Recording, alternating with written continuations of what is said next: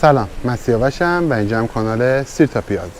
امروز اومدیم به شهر شیراز، خانه زینت الملوک یا همون اندرونی نارنجستان قوام و قرار اینجا رو با هم ببینیم. همراه ما باشید.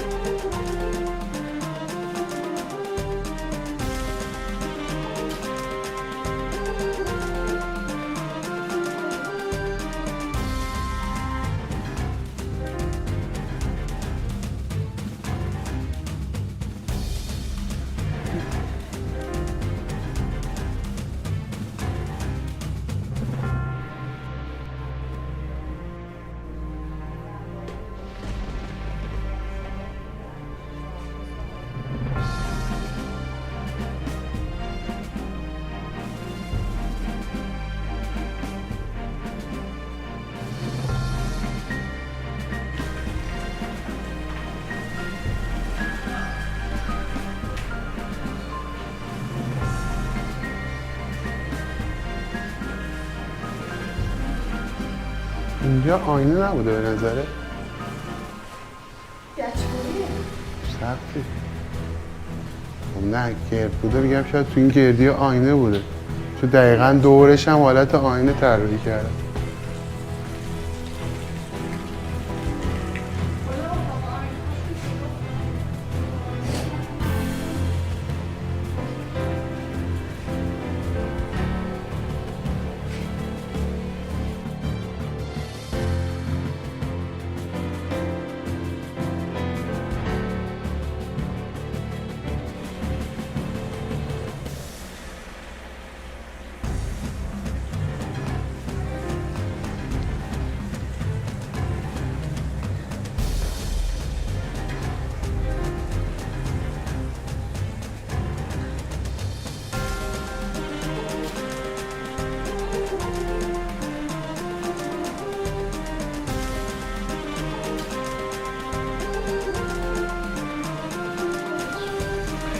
مرسی که همراه ما بودید. امیدوارم که از این ویدیو خوشتون اومده باشه.